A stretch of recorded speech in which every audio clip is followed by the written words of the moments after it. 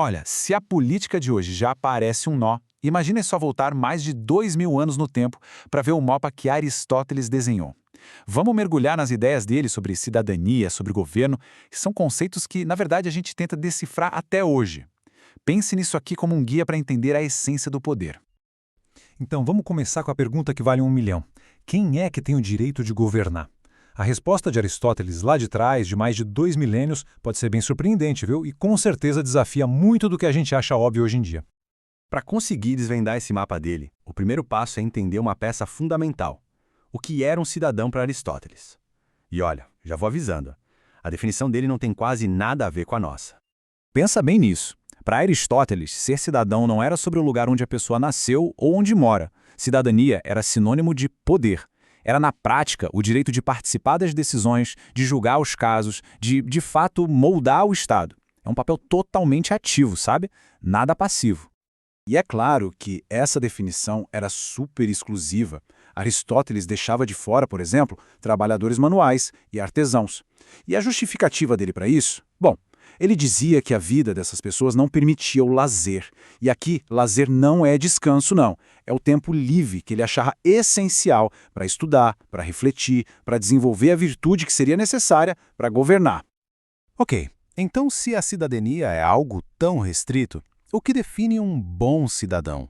E é aqui que Aristóteles traz uma ideia, olha, fascinante. Ser um bom cidadão não é necessariamente a mesma coisa que ser uma boa pessoa. A diferença é gritante. A virtude do cidadão é relativa. Ela se ajusta ao sistema político. Um bom cidadão numa tirania, por exemplo, é aquele que é leal ao tirano. Agora, a virtude do homem de bem é uma coisa absoluta. É tipo uma bússola moral que não muda, não importa quem está no poder. E aí que está o ponto crucial. Essas duas virtudes, a cívica e a moral, só se encontram, só se alinham perfeitamente em uma única situação: na figura do governante ideal dentro de um Estado ideal. Para todo o resto, existe sempre essa separação. Bom, com essas peças no lugar, o cidadão e a virtude, a gente finalmente pode montar o quebra-cabeça. Aristóteles criou um sistema incrivelmente lógico para classificar qualquer forma de governo usando uma chave mestra bem simples. E o mais genial é justamente a simplicidade. Toda a complexidade da política pode ser analisada, segundo ele, a partir de só duas perguntinhas fundamentais. E aqui estão elas. Primeiro, quantos estão no poder? É uma pessoa só? São algumas ou são muitas? E segundo, e talvez o mais importante de tudo, essas pessoas governam para o bem de todo mundo, o bem comum, ou só para o próprio benefício, o interesse particular? Com essas duas respostas, a gente consegue mapear tudo.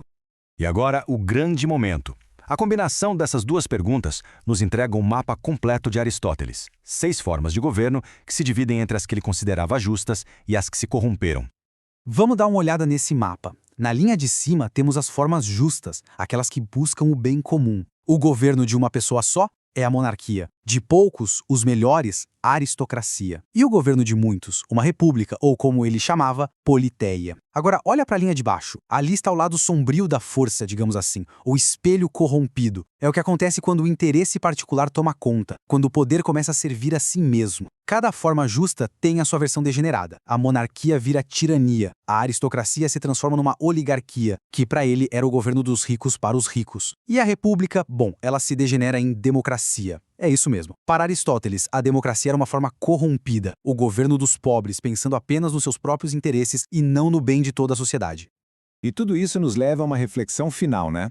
A gente usa palavras como tirania, oligarquia e principalmente democracia todos os dias. Mas será que, depois de tantos séculos, elas ainda têm o mesmo significado que Aristóteles deu?